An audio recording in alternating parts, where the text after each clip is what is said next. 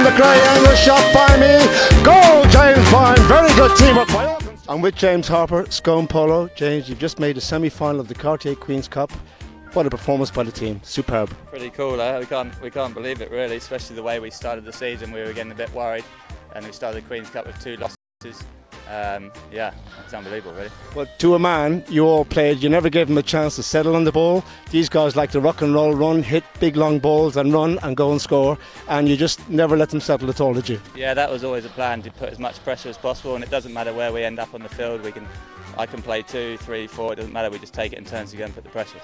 David's not here, Max Kirchhoff came in, played a very good game for the team, but overall the team has progressed, hasn't it, as far as a team is concerned? I mean, you're just getting better and better and better, and you'll have a huge amount of confidence now going into the semis. We've got a lot of confidence, but David will be a mess. He couldn't even watch the game, he was so nervous. He was in America and yeah, he's a mess. You mean the big fella, is that who you're talking about? Yeah. We knew we needed a bit of height today, so we brought in Maxi, but yeah, there's a lot of confidence. We'll be fired up for the semis, and yeah, imagine we can make the final. Well, I'm sure David will be back though, and he'll be ready to rock and roll. Well done, James. Congratulations, and good luck in the semi-final. Thank you very much.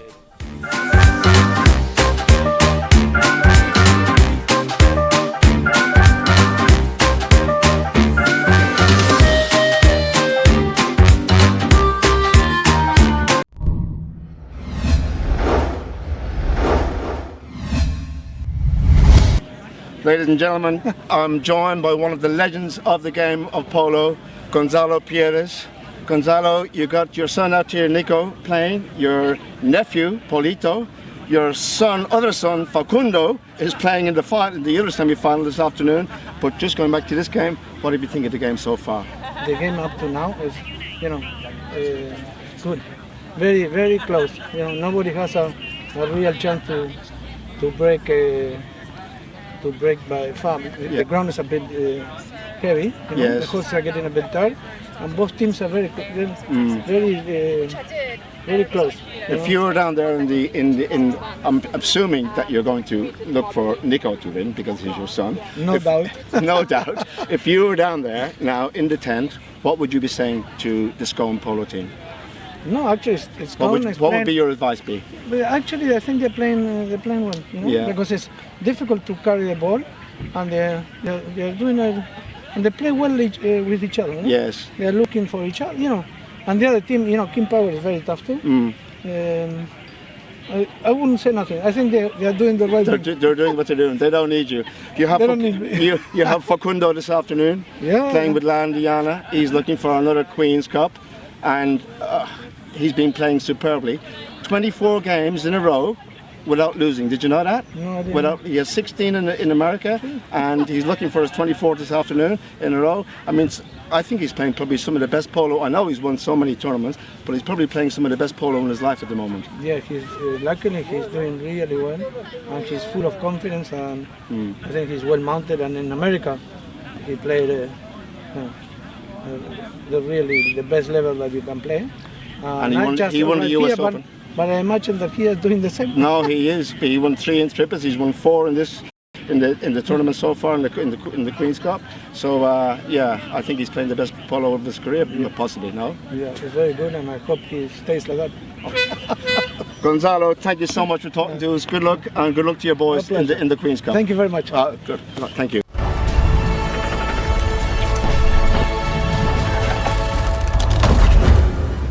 My name is Gonzalo Pires. Hello, my name is Nicolas Pires. Hi, my name is Facundo Pires and watch us in Cartier. Bueno, primero es un privilegio tener los 3 juntos acá. Más allá de que los 3 juegan en equipos diferentes acá en Inglaterra, si se hacen el tiempo para poder estar en familia. Sí, la verdad que eso casi siempre en todos los lugares que jugamos, hay veces que nos toca juntos o a veces separados, pero este año coincidimos acá en que estamos los 3 equipos en la zona de Midhurst, y bueno, cuando hay que alquilar casas o lo que sea, se trata de alquilar lo más o menos cerca posible para que las familias estén cercas. ¿Y hablan sobre los partidos, los cruces, ahora que están enfrentados, o no se habla de ese tema? No, bueno, a veces cuando queda que por ahí se juegue en contra o no, o cuando juegas contra algún equipo que por ahí uno le jugó y ya sabe un poco cómo juegan y eso, pero pero ahora se dio que bueno, que el equipo de Nico y yo pasamos a cuartos, pero no jugamos en contra, así que vos jugás contra Talandracas, que nunca yo no lo jugué, así que no tenemos mucho para opinar, y yo juego contra la Bamba, que ustedes tampoco lo vio pasar. ¿Se pasa la información, por lo menos? Nada, bueno, un poco así, si hay cosas para ayudar y si hay cosas que se pueden decir y que pueden llegar a ayudar al otro equipo, seguro. ¿Y chicanas entre ustedes? ¿Si algún partido, algún enfrentamiento? Nah, no, porque tampoco se puede joder a que pierda, así que además de que perdió. ¿Se sienten parecidos en cómo compiten, cómo sienten los partidos? ¿Alguno es más tranquilo que otro? Yo soy el más tranquilo lejos. No, yo por ahí el más tranquilo seguro debe ser Gonza.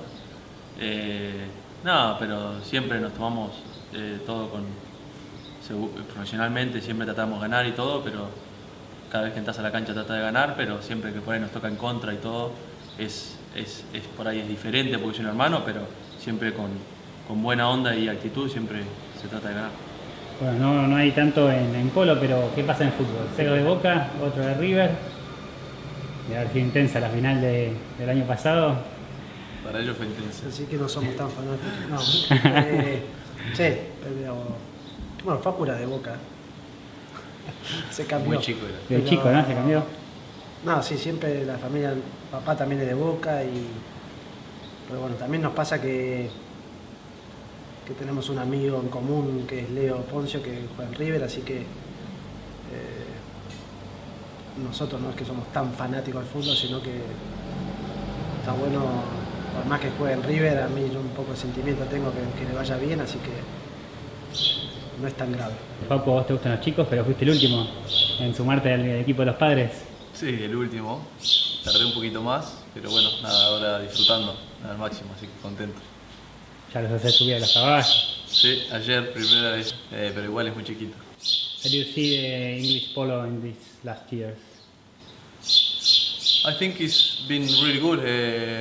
England has been always tough, always very competitive, a lot of teams. But see, I think last couple of years there's been a lot of teams, a lot of good teams.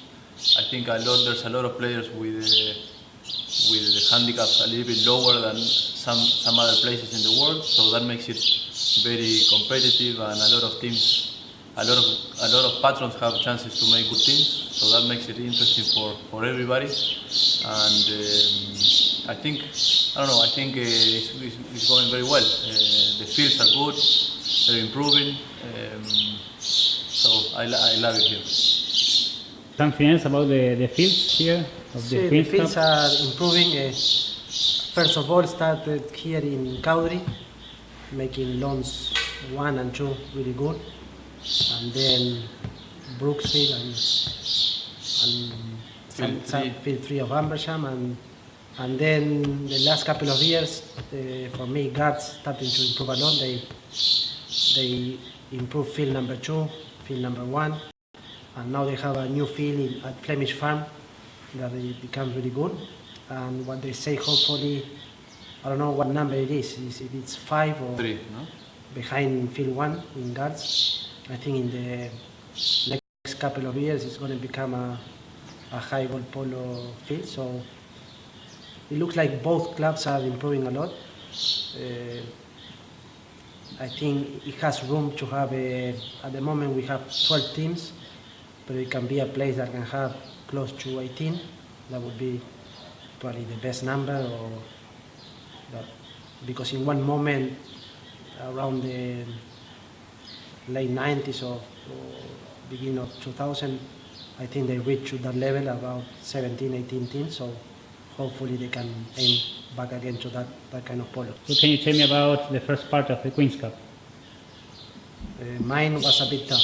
The first one to be out, so I let these two to for that question. No, it's been good. It's been, some of the teams, my team been a bit lucky with this system of 12 teams that only 4 go through to the quarters and the rest can have like another knockout game. So we've been lucky to be there, and it's good for those teams. For example, my team that is a new team, new patron, first time playing the highway. So you still have a chance after the league game. And hopefully, well, now we have the quarterfinals against Arandracas. It's going to be really tough, but these knockout games, they can be for everyone. So at the moment, they seem to be so really tough and level teams, and all the games being decided by not so many goals. So that means the tournament is doing good and the teams are really good organized. Sé que sos meticuloso en los caballos, ¿qué buscas en ellos? No, siempre estuve bien montado desde chico. Eso gracias a papá que desde que jugábamos las potrillitos siempre nos buscaba que estemos lo mejor montado posible y bueno, quedé con un gusto bastante exigente y me gustan que sean sobre todo fáciles, o sea, no muy grandes de tamaño, pero principalmente que tengan buena boca y bueno, después con agilidad se va agarrando un poco de velocidad. ¿Ustedes tienen la misma exigencia? No, obviamente.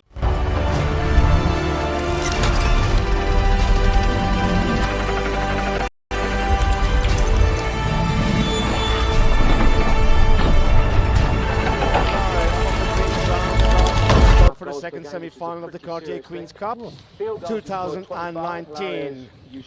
La Indiana in the white colours will play Park Place, last year's finalists. Well, this is a replica actually of the final last year, except this is the semi-final. Park Place in the dark blue colours and La Indiana in the white colours. It's a wet and soggy Queen's ground. Now, we had a huge amount of rain on Monday. All during the day it rained, and into Tuesday morning early there was a lot of moisture in the ground. It's raining again now, grey clouds above us, and the forecast is for, it's a light rain. Having said that, the forecast is for rain for the next 3 or 4 hours. So I'm expecting this field to get pretty churned up, pretty cut up, and it might look like an Irish potato field by the end of this 6th chukker, I can tell you. Now, we've seen again this morning on the Duke's ground at Guards a match between Scone Polo and VS King Power. As the field commentator here calls out the players, I'll tell you a bit more about the game this morning in a few moments, so we'll just introduce the players to you. For La Indiana at number 1, handicap 1 goal is Dylan Bacon. Dylan is filling in for the injured Michael Bickford. At number 2, red helmet, 3 goals, James Fuster. At 3, handicap 8 goals, Rodrigo de Andrade from Brazil. And at back, his handicap 10 goals, Facundo Pierres from Argentina. Now, Facundo is on a 23-game winning streak at the moment.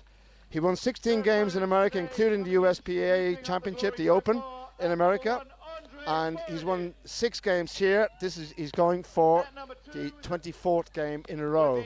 For Park Place, at number 1 handicap 0 goals is Andre Borodin. At 2 handicap 7 goals, Juan Britos. 3 handicap 10 goals, Hilario Joa. And at back handicap 5 goals, Benjamin Urquiza. Your umpires are Peter Wright and Julian Appleby, and your referee and third man is Mr. Jason Dixon. I'm joined by Jamie Hayward, who is going to give his views and comments throughout the course of the game with me. Jamie, this could be anyone's game really, given the results we've had in the last few days. Absolutely, Greg, and as you said, in this contest last year, in the final, the score margin was 9-7 in favour of La Indiana. So Park Place will be keen to overturn what happened last year. I'll just give you a rundown of the games so far in the Queen's Cup. La Indiana have had 3 wins in the league stages. They beat King Power 15-11. They beat Scone Polo, who we already know will be through to the Cartier Queen's Cup final on Sunday, 13-9. They then beat Dubai in a thriller 16-15. They again got through the knockout stages by rights and beat La Bamba de Areco in the quarterfinals 9-8. So they've had 4 straight wins. On the other hand, Park Place have had an additional match because they played in the knockout stages. And first of all, they beat Monterosso 9-8. Then they beat Casa La Vista 9-6. Then they went down to Talandrakas 11-15. In the knockout phases, they beat Emlaw 13-11. And then they beat UAE 9-8. So they've played 1 more match. They've had 4 wins and a loss. So if you're a statistics man, Greg, La Indiana have a winning streak of 4 and Park Place have lost 1. But I might say that I feel that Park Place have matured through the tournament and have definitely come to their own here for this semi-final. So I would reckon it's anybody's game, and it'll probably be down to horsepower, which I'll try and tell you about through the afternoon. I think you're right, Jamie. Park Place have begun to play like a team. In their initial matches, they were looking a little bit wayward, you might say, in that the teamwork wasn't fantastic. But in that game in particular, as Jamie mentioned, against UAE, they were behind by 4 at one stage, and they came back to win in the 7th chukker. It was a hell of an achievement. But the main story, as far as that game is concerned, is Park Place came back and they started to play as a team, and they had showed a huge amount of spirit, and that's the reason why they won. Not that UAE didn't. It was actually a shame that a team had to be runners-up in that game. That's the bottom line, because both deserved to come through. It was such a good game of polo. Anyway, ladies and gentlemen, the teams are out on the field for the start of the first of 6 chukkers here, live from the Queen's Ground, Garth Polo Club. This is the scene this coming Sunday, the 16th of June, when at 3 o'clock the umpires will throw the ball in for the start of the final. And roughly around 5 o'clock, Her Majesty the Queen will descend the steps of the royal box and present the victors the spoils. But we'll see who plays scone in the final. Here we go. Start to the first chukker, and straight away it's Park Place who have control with Hilario Ojoa. Stopped there by Facundo Pierres, taken on now by Benjamin Urquiza. Over on the far side, he's been taken on by Dylan Bacon in behind. Urquiza with the near side. Leaves the ball now for Rodrigo de Andrade. Stealing around there to steal it off his own teammate was Facundo.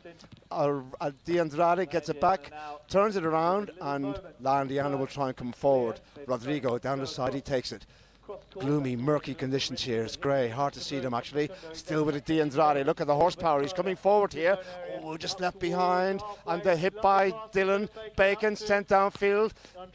Going in there with De Andrade is Ulloa. Takes out the man, gets the ball, and we'll look for a little next shot. Didn't get a hold of it, and De Andrade can get the attack going. He might even have a shot from distance, just tops it a little bit. Dylan Bacon's there again, but the umpire's whistle has blown. Bacon going in for the ball, not far from the goal at all, but Juan Britos was in behind him, and the whistle is gone. It looks like it's going to be a penalty in favour of Park Place. So as you saw there, Dylan unfortunately wasn't fully aware of Juan Britos behind him, took it on the near side, came across the right of way. At the time, Park Place defending their own goal mouth, so it's going to be a spot hit, which will be quickly taken by Benjamin Urquiza. He's riding a horse called Ramona in this chukker. I'll tell you a bit more later on. Urquiza leaves the ball for Ulloa. Far side they go. Bacon with the backhand, doesn't get a hold of Urquiza, gets it back Park Place. Borodin is up there looking for the pass. Oh, there it is. The big pass by sent upfield for Andre Borodin, but he hasn't got a play. And in comes De Andrade. He takes it back in deep inside his own half here momentarily. He's being pressured now by Urquiza. What a backhand by De Andrade, beautifully executed. Turning around very, very quickly indeed is Facundo Pierres, the big gunner, the danger man here for La Indiana. Down the side he goes. Jimbo Fuster will take care of Juan Britos out to his right hand side. The two 10-goalers come together. The horse helped him out there, Tad there. Near side by Facundo, sent in towards the goal. Well, Ulloa's on the chase. Ulloa must get the clearance. He does so. Hilario Ulloa. Oh, the backhand missed by Facundo. Just took his eye off that as he went to hit it. Ulloa's taken on now in behind by Fuster. Ulloa bringing it forward. There's no one up front here for the blue team. Ulloa must go on his own. Good work by Fuster, but the ball's left behind, and it'll be taken on now by Rodrigo de Andrade. Just goes over the top of Tad. Look at Dylan Bacon, who's been playing out of his skin the first few minutes here. Another backhand by Pierre. Borodin must get the backhand. Didn't get much onto it. Near side pick up again. Bacon's on the attack again. Bacon near side doesn't get a hold of it. Good work, Borodin. Turned around by Juan Britos, who's been quiet. The ball goes over to the far side now. Ulloa is there. Hilario reaching down, taken on by De Andrade. There's the big drive by Benjamin Urquiza. Again, there's no one up there for the team in blue. They're all back defending, and it'll be easy for De Andrade to go back and get it because he's been helped out by his teammate there, Facundo Pierres. Rodrigo De Andrade. He's up to the halfway line. He just slows things down a tad. He comes in field. Facundo comes through from the back. What pace here? Look at his stick work by Facundo. Here comes Bacon. He keeps the attack going here. Dylan Bacon, will it be the first goal of the game? time. Near side drive sent down towards the goal. And it was Rodrigo de Andrade. Goal is good. Very good work from Dylan Bacon. Boy, Jamie, he's playing well, isn't he? Well, he's no slouch. Four-man team really putting the pressure on. And I'd just like to make a mention about the pony that De Andrade was on. De Andrade comes from Brazil, and the mare that he's riding in this chukker is called Sofia. She also comes from Brazil, and he's got another one being played in this match, also from Brazil. We don't see too many Brazilian mares, but when they're there, they really do excel. And you saw there him pushing in as back the ball is in play. Fuster left for Facundo Pierres, trying to find De Andrade. In goes Britos. Ooh, De Andrade possibly going across there in front. Well, I'll leave it to the judge. I think it's in favour of blue. Did you see anything there, Jamie, that was untoward? Yeah, he just slipped in front of the blue player. He had the right of way. As Park Place were in reverse at the time, that's why the umpires put the ball down. Spot hit the opposition 30 yards away when the strike will be taken by Benjamin Kiza. It's actually left for Ulloa. Hilario with the ball. There's the shot under the neck. The hit out to the left-hand side. Britos with Fuster looking for the hook. Britos gets it back. Britos taken on by De Andrade, still with one. One looks for another big drive. There it is, sent down towards. Look at this. Andre bought it in, just checks up. Oh, he gets a little bit onto it, Andre. Now coming across field, Dylan Bacon sends the ball to the side. Gets it out of the danger from the goal mat. Facundo Pierre should say backhand. Unlucky there for Andre. He got the backhand, but it came off his own man's source. But it'll be Hilario who and turns and gets it back here for Park Place. Pierres is there with him. Going in also is Dylan Bacon. Oh, whistle on the play. Pierre is going in there in defence. Park Place going forward with Ulloa. Whistle's gone. It's looking pretty good here, I think, for Park Place. As you say, Park Place being sucked in there in front of Facundo, who's just going off to change. Hilario had actually already jumped onto another pony called Senyal, but you see them all off changing. Very different from this morning. There was very little whistle this morning, and all the ponies were playing 5, 6, even the full chukker. This afternoon we're only 4 minutes into these chukker, and we've already had many changes. The secret of changing your pony is not to change your pony when there's a crucial play going on. It's to do it when there is a gap in play. Ball being teed up. Britos is going to take it open goal.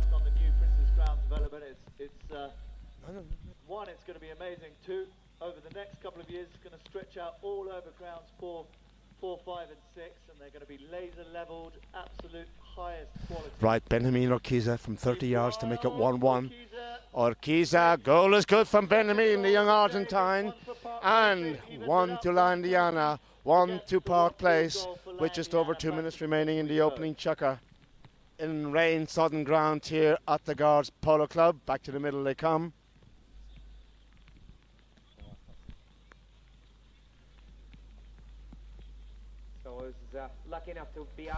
Back to the middle they come again, and here we go. Bloody blue team, Park Place playing from right to left as they change around. Each time every goal is scored.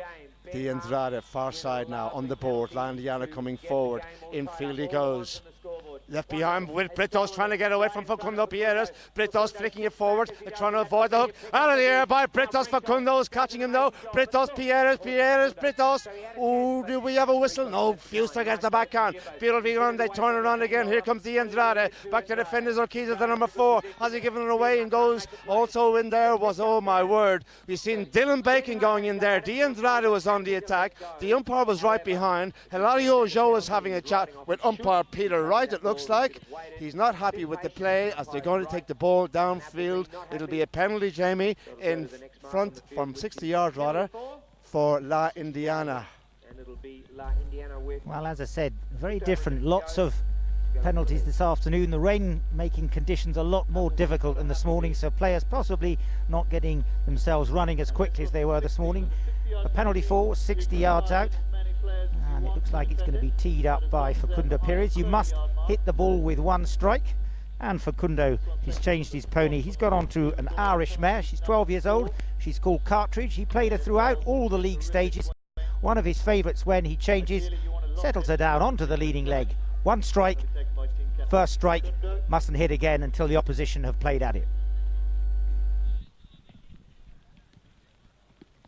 Pierre is along the ground, is sent down towards the goal. Fuster's in there. Oh, it just goes out to the left-hand side. Well, he failed to get his normal contact on that ball. Facundo, normally they're high, almost like a little chip shot onto the green, over the players defending and behind the goal and in. But not on that occasion. Hilario Ulloa taken on by Facundo Pierre as far as the side of the field. Correction, he's taken on by Di Andrade. The ball's left behind now for Urquiza. Bacon is with him. Dylan with the white helmet. Urquiza gets the little tap forward, establishes the right away. Oh, coming in Hilario from the back, brings it forward, Park Place now. Facundo's committed in behind, and now he's left behind. As down the side he goes, Dylan Bacon was there again. Di Andrade's backhand turns it around. Urquiza will turn quickly, so too Facundo Pierres. Urquiza will get there first. There's the backhand down to the opposite side of the field along the board. Britos goes in with Di Andrade. One has the ball. Hilario sends it downfield again. But again, no one is up there for Park Place. They were all back defending, and it'll be a little easy turnaround here for Rodrigo Di Andrade to get things moving for the team in white. Good work by Bacon in behind. Takes out the 10-goaler, Hilario Ulloa. Left now for Facundo Pierres, who drills it upfield. Just takes a little deflection. The ball falls now for Di Andrade. Facundo goes forward. Di Andrade sends the ball. The ball goes out to the left-hand side. In comes Britos. Andre borrowed in. Unlucky Andre. Unlucky, very unlucky, but a good hook there. Turn around again by Urquiza. Very good defensive play by Park Place. But again, there's no one there for up front. Oh, Jimbo Fuster takes on the near side. He goes over the top. The bell is gone. 30 seconds remaining. Look at this. Britos is on his own. There's no one to pass it to. And they're all countering in behind him, and the ball is lost. The backhand by Di Andrade. Here comes Jimbo Fuster. Can he make it 2-1? Jimbo now downfield he goes. Landy on the only attack here. Fuster, the ball bounces unkindly. Britos must get the backhand that much onto it. It'll be taken on by Pierres. Pierres shoots. Surely he's going to score. He's put it wide. Oh my word, Jamie, that should have been 2-1. It certainly has, and these conditions are really making it difficult. We've seen all sorts of mistakes, balls being missed, fouls being sucked in, and what should have been 2-1, it's one apiece at the end of the first chukker. Let's see if these trying conditions will make life a little bit more difficult for both teams.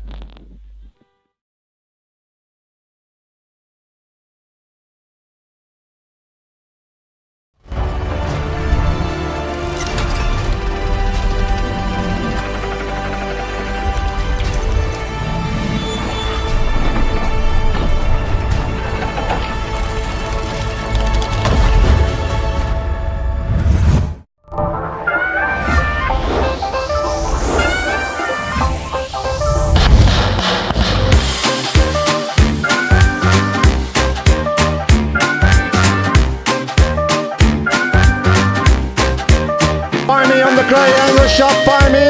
Goal, James Byrne. Very good teamwork by all. I'm with James Harper, Scone Polo. James, you've just made a semi-final of the Cartier Queen's Cup. What a performance by the team. Superb. Pretty cool, eh? We can't believe it really, especially the way we started the season. We were getting a bit worried, and we started the Queen's Cup with 2 losses. Yeah, it's unbelievable really. Well, to a man, you all played, you never gave them a chance to settle on the ball. These guys like to rock and roll, run, hit big long balls and run and go and score, and you just never let them settle at all, did you? Yeah, that was always a plan, to put as much pressure as possible, and it doesn't matter where we end up on the field. I can play 2, 3, 4, it doesn't matter, we just take it in turns again and put the pressure. David's not here. Max Kirchhoff came in, played a very good game for the team, but overall the team has progressed, hasn't it, as far as a team is concerned? I mean, you're just getting better and better and better, and you'll have a huge amount of confidence now going into the semis. We've got a lot of confidence, but David will be a mess. He couldn't even watch the game, he was so nervous. He was in America, and yeah, he's a mess. You mean the big fella, is that who you're talking about? Yeah. We knew we needed a bit of height today, so we brought in Maxi, but yeah, there's a lot of confidence. We'll be fired up for the semis, and yeah, imagine we can make the final. Well, I'm sure David will be back though, and he'll be ready to rock and roll. Well done, James. Congratulations, and good luck in the semi-final. Thank you very much.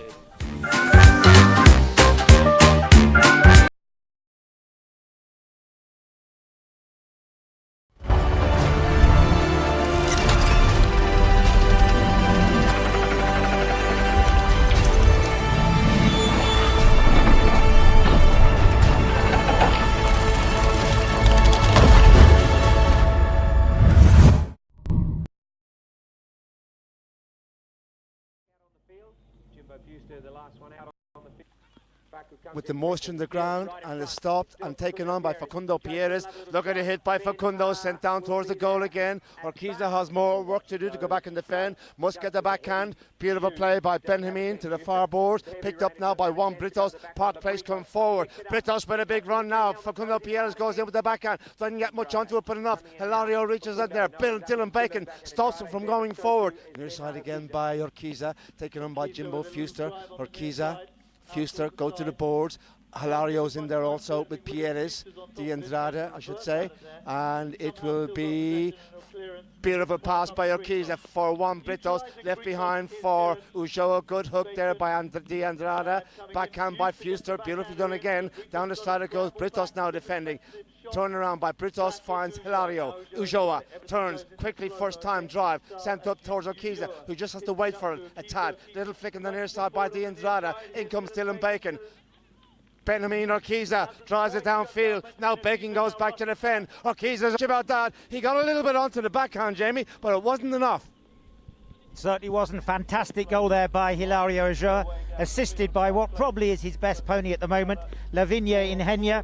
You saw her break clear, and for those of you who saw, she was featured on this the other day, in the highlights the other day, so keep an eye out for her. Interestingly enough, Greg, it was one apiece at the end of the first chukker in the final last year. Now Park Place have taken... There it is. Has he got a hold of it? No, he can't, because it'll be Ulloa's ball. Look at the backhand by Ulloa. Look at Benjamin Urquiza. Look at Urquiza go. He's got the break on Dylan Bacon. So too Fuster chasing for Landiana. It is Urquiza down the Queen's ground. He goes, looking to make it 3-1 here. Urquiza shoots. Angle shot. Urquiza. Beautiful down Urquiza. Park Place 3-1, and that was superb. Well, he read that beautifully, Jamie. He came through. No marker. No marker. He was absolutely flowed down the field, riding a lovely mare, Unico. We talk about the ponies being essential, and you saw the speed he had, but actually, at the end of the day, did you see the way he balanced himself, looked up at the goal mouth, under the next shot? It was a difficult angle, and he popped it through exemplary fashion. Goal there, brilliant from Urquiza. Oh, look at that. Ball back in play, this time is Pierres. Oh, do we have a game in our hands now, ladies and gentlemen? He's looking for Hilario Ulloa. Fuster goes with him. Ulloa, big drive in field. Look at our horse run. Look at this horse run. It is Ulloa. He just checks up now, tries to go straight if he can. In there with Jimbo Fuster. Backhand by Fuster, turns it around, but into the oncoming Britos. Malus raised in the air. Britos looking to get a hold of it. In there was de Andrade. Boy, they're coming out now, aren't they, Jamie? They're really on the attack here at Park Place. Certainly taking it right the way down the field, and the whistle going there. Kundo. Oh, look at this. He's getting away from Juan Britos. That's another big hit now. De Andrade, I should say. Andre borrowed in, but look at this grade that Facundo Pierres is riding. Will it go all the way? Beautiful play from Facundo Pierres. Little open backhand sent indoors. The goal, couldn't find it. Oh, she can run, can't she? My word, almost got the backhand away. Didn't find it. Absolutely, Greg. He's played this mare probably 3 times in all the matches. She's called Selena, and he's been really one of his best ponies in the league and quarterfinals. Ulloa brings it forward, Park Place. Now look at this, the big change in tactics here, because they're all going forward looking for a pass, and there's the drive sent down by Juan Britos over the top there from Jimbo Fuster, but he did enough to stop them from going forward. The backhand again, unlucky off the horse, and Britos gets it back for Park Place. Juan Britos with the ball. Jimbo Fuster's there along with de Andrade. Bardin goes forward. Oh, Benjamin Urquiza was caught napping. It is de Andrade. He can go and make it 3-2. Rodrigo at a counter down the Queen's ground. Britos is chasing him. De Andrade, the Brazilian, surely it's going to be 3-2. Rodrigo de Andrade. He kept his cool, kept his composure. 3-2. Urquiza caught napping. And with 1.5 minutes remaining, Jamie. Oh, that was a let off, wasn't it? It certainly was. It just shows that when you let somebody of the calibre of an 8, 9 or 10 goal player loose, then you really have let yourself down, and any opportunity is going to be swooped upon today. This Kerry Packer Trophy and a place in the Cartier Queen's Cup final, everybody will be taking the opportunities. If you let them go, you don't afford to be there in the final on Sunday. Lining up again, there's a minute remaining in the second chukker. 3-2 to score. The white team have the ball with Pierres on the grey. Another big drive by Pierres is sent down towards the target. Urquiza has work to do, being hunted down by Jimbo Fuster. Urquiza will bring the ball across. Fuster's looking for the hook. He got a little bit onto it. Here comes Juan Britos. Near side pick up by Juan Britos. Doesn't get much onto it. Backhand by D'Andrade. Beautifully executed. Look at that look at these horses turn. Look at that hit by Urquiza. What a play. Half volley. Far side. Still with him is Jimbo Fuster. The marking is so tight. They're all playing their game here, these boys. And look at that horse check for...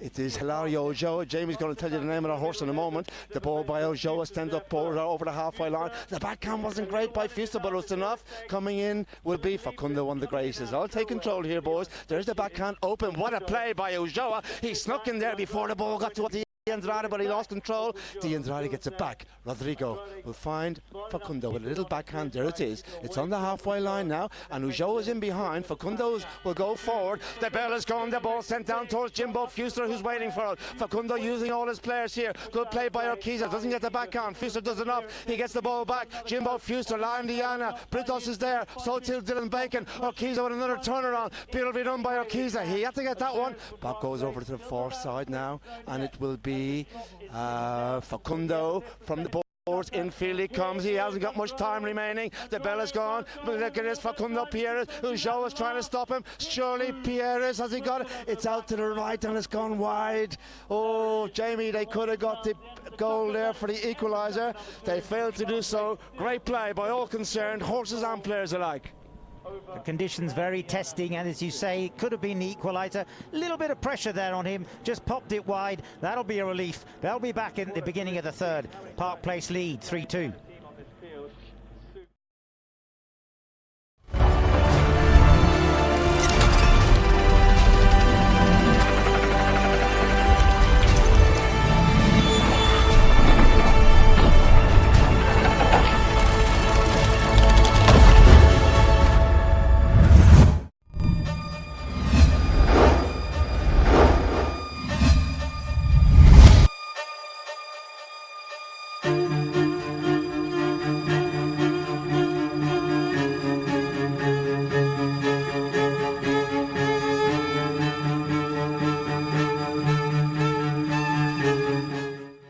Hilario Ochoa, Park Place.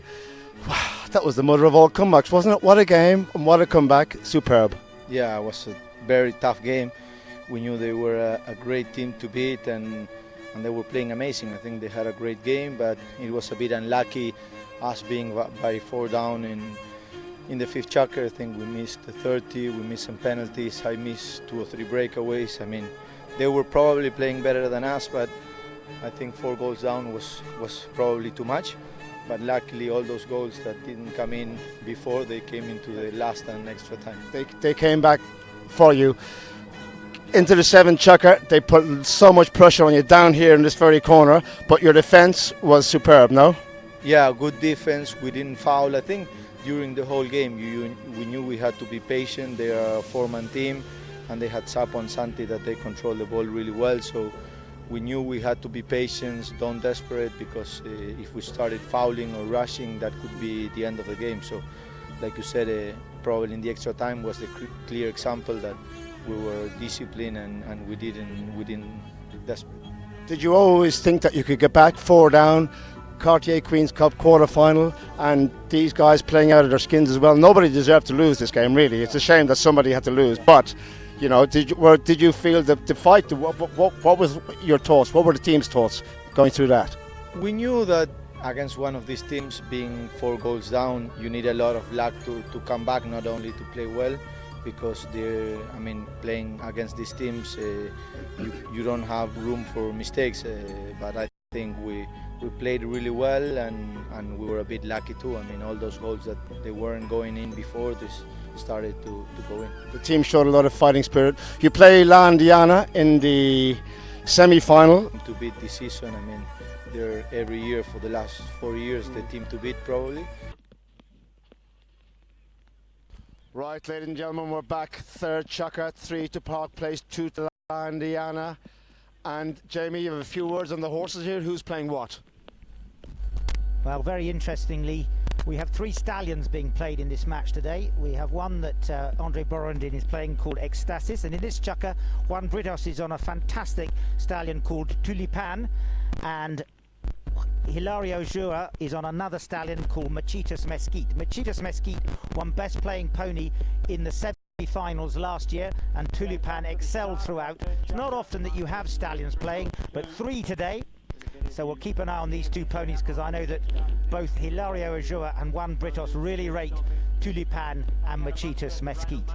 Just to recap, last year at the end of the second chukker they were 2 apiece and 1 apiece, which was the same margin as this year. So Park Place with a slight advantage over the rematch when they had the final here last year. Right, third chukker. Benjamin Urquiza leads the ball for Hilario Ulloa.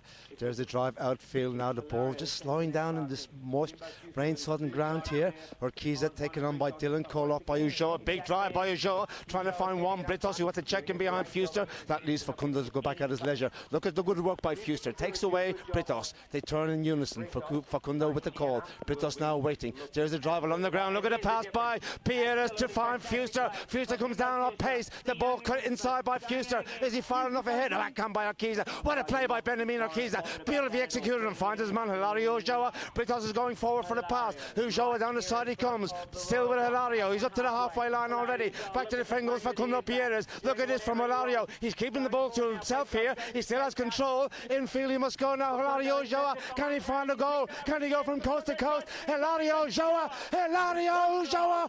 What a goal, ladies and gentlemen. Hilario Ulloa. That was superb. Absolutely fantastic by Hilario Ulloa. Took it the whole length of the field at the full gallop. I told you to watch out for the horse he was on. Sparks would fly, and Julie did it. Mesquite didn't let me down. Sparks flying in the rain here at the Guards Polo Club, the Queen's Ground. 4 to Park Place, 2 to La Indiana. And Facundo Pierres couldn't do one thing about that. If he went in front of him and went to try and get in there, he would have fouled, and it would have been Hilario's goal anyway, but back in play. Oh, Hilario's off to the races again, and he's got the better of the chasing the Andrada. Facundo's in there after him as well. Look at his horse run. Hilario Ulloa, he may not even need another shot. What a play. Ulloa on fire, beginning in the third chukker. It's 5 Park Place, 2 to La Indiana. Jamie, this is something special, isn't it? It certainly is, and the interesting thing is, I told you to watch out for it, and the horse has done its job. That stallion that Ulloa was riding scored 2 quick goals, put Park Place into a tremendous advantage, and he's gone off and changed already after only 2 minutes. The horse has done its job. Absolutely. We may see him later on if it's very, very close. If not, they'll keep it fresh for the final if they are winning, and if they are oh my word, this is dangerous again, and La Indiana are all over the shop. Look at this. Hilario, he's got away from Pierres, and out of canter, Hilario surely will make it 6 goals to 2. Hilario, it's like he sneaks over the line. He's got another one, and 3 quick goals in succession from Hilario Ulloa. 6 Park Place, 2 La Indiana. Andrew Hine had words. We've seen him in a huddle, Jamie, at the end of the second chukker. He must have said something to fire them up, didn't he? He certainly did. Andrew has a way with words, got them going. As I said to you, Hilario Ulloa took the opportunity to change. He changed onto a bay gelding called Ciruella, and that's a hat-trick now to Hilario Ulloa. And beside his stick work, which we know is brilliant, a big part of it was the horses that he's been riding. No, absolutely. It's all about the horses. It doesn't matter how good the player is. If they can't get to the ball, it's quite simple. You know, you need a horse to get there. The rest comes from the basic skills and the hand-to-eye coordination of these guys, which is something from another planet.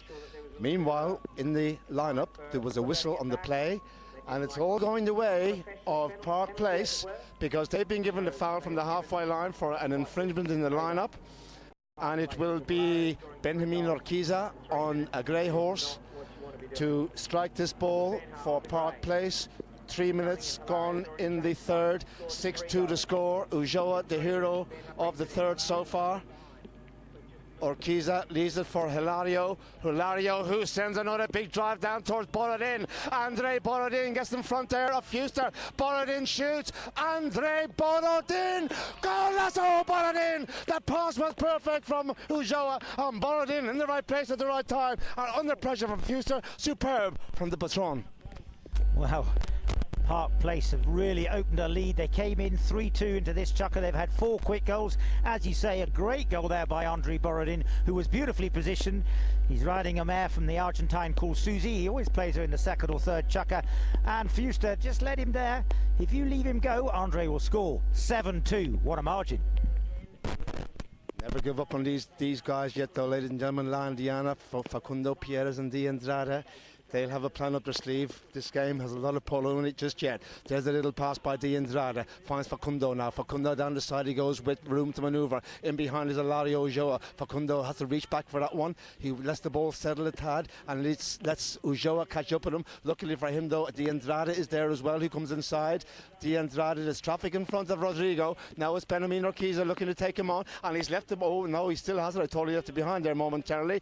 De Andrade, there's the little pass, comes off the horse of Urquiza. He looked for the backhand here. Benjamin, backhand open upfield, he sends it. Coming in there was Ilario. Oh, the backhand was missed by De Andrade. They turn around again, and it'll be Benjamin Urquiza who gets control here. There's the pass across field. They're playing as a team here now, Park Place, really playing together, looking for each other, knowing where they're at on the field, and the anticipation and requirement here for all of this is working wonders for them, because there's 5 goals up. Great play by Jimbo Fuster. In behind Ilario Ulloa. Look at this from the young English boy. Jimbo Fuster, superb play. He's got away from the 10-goaler in behind him. Now it's taken on by, I was going to say it's taken on by De Andrade. Luckily, though, there's no one coming forward for the blue team. Facundo goes in there to help out his Brazilian teammate, De Andrade. There's a little pass by Rodrigo. Perfect pass for Facundo Pierres. He's got a little time to check up now and go straight. There's a big drive by Facundo. It's going down towards the goal. Oh, he puts his hand on his head and says, oh my word, what do I have to do here? It's just out to the left and goes wide. That was very unfortunate. You saw him really look at the goal mouth, took the angle. I actually thought it was going to go through. That was one they badly needed. 7-2 going into the halfway point. As you say, Greg, when you've got Facundo Pierres, there's plenty of polo to come, but I'm absolutely sure they would prefer to have another goal on the board by half-time. I'm sure they will. Now, it looks like, well, the umpires have given a free change, Jamie, and with these conditions, I think in the interest of horse welfare and what have you, this is the right decision. As you say, throughout the Queen's Cup, whenever there's any question of an incident happening, then a free change will be given in these wet conditions and not too much whistle. They've been struggling to change, and therefore it's absolutely right and proper. The 2 umpires do give a free change. The umpires throughout this tournament have been extremely good in observing the opportunities to allow players to change. Our umpires, Peter Wright, Julian Appleby, with our referee, Jason Dixon, and throughout the whole match with Peter Wright, the 4th man of the quartet, we've had these 4 umpires giving consistency to the Queen's Cup umpiring.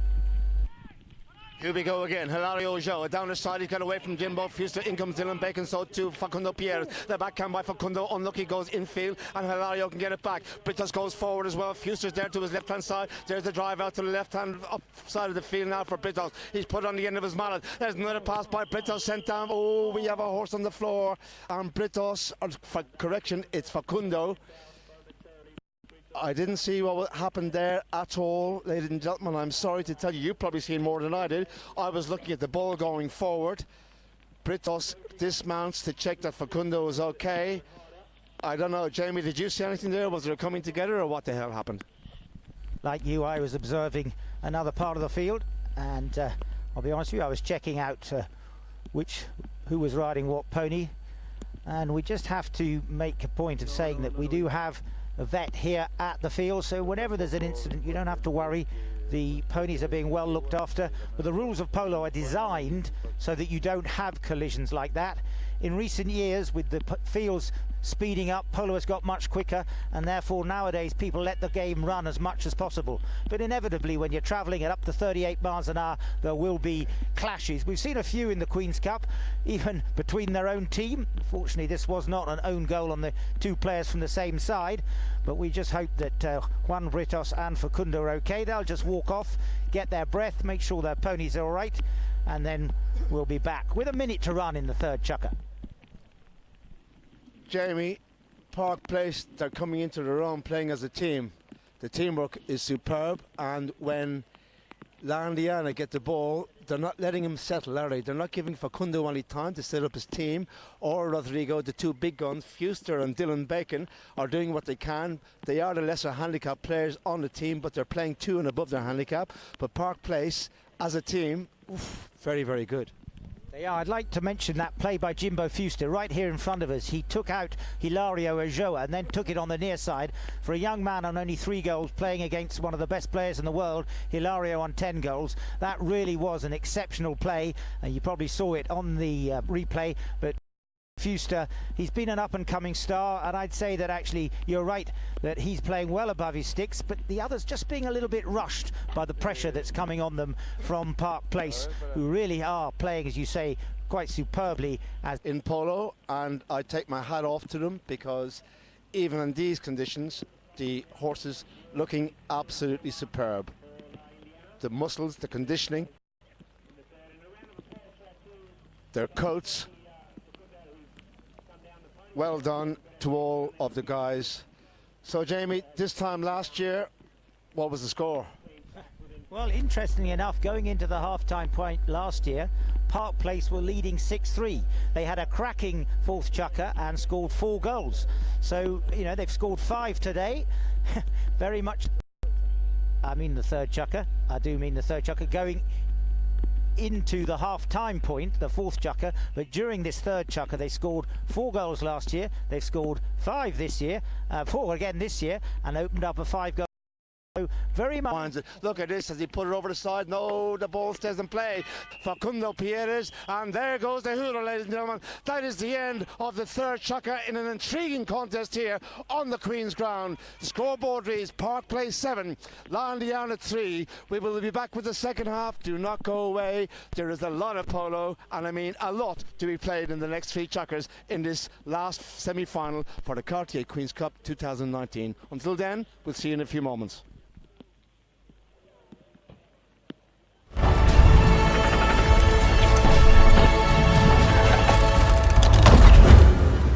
We have been privileged to go backstage and witness what it takes to put a 10-goal maestro onto the field competitively for the 2019 Cartier Queen's Cup. On the left, we have Omar Jose Albornoz, otherwise known as Johnny, renowned as the Gaucho King. Next to him, Alexis Gonzalez, then Juan Cruz Isla de Piloto, Hilario himself, Agustin Menta, the head groom globally of Hilario's setup, and finally Diego Figueroa. These wonderful 6 horses we have in front of us are part of Hilario's total string. We're now going to focus on 3 ponies in particular, and I'm going to ask Hilario what it is that is so special about his stallion Machitos Mesquite, who's 10 years old, and may I say one of the most well-known ponies in the Cartier Queen's Cup. Mesquite is a very comfortable horse. He's very easy, very handy, with an amazing mouth and amazing size. He makes me play very well and be really quick in every play. And I think he's a very complete horse, but especially what it makes me do well is that he's, you start first, so that in this type of polo that line is changing all the time and it's so quick, it makes you be the first one to arrive to the ball. He's out of Durazno, from a stallion from Mariano Aguirre's breeding, and I think that bloodline it's a little bit like that, like you said, that they are always a little bit more with their weight on their back legs, so that makes them be always ready to stop and turn. So when you see him even countering, they're always a little bit on the back. So I think that is one of the reasons why he's so agile. It's very unusual for stallions to play polo. Some of the horses that come are geldings. Please explain to us why you would keep a stallion entire rather than gelding them.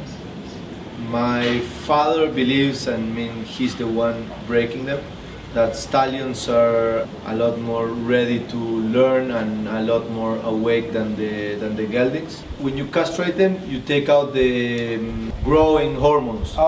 So then they're slow to mature. They're like a bit silly at the beginning, and then like the geldings wake up really late. So that's why usually when we break them as stallions, they're a lot more smart and they learn like much faster than geldings.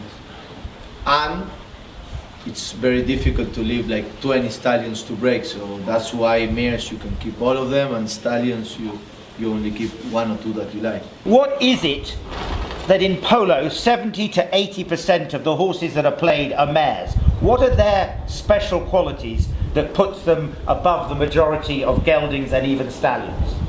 I think it happens to us on the breeding, and I can see it in other breedings too, that mares are a lot smarter and quicker to learn. So I think when you breed, you have a much better percentage when you breed on mares. I mean, if you have a breeding and out of 10 mares probably that you break, probably 7 or 8 will play proper polo.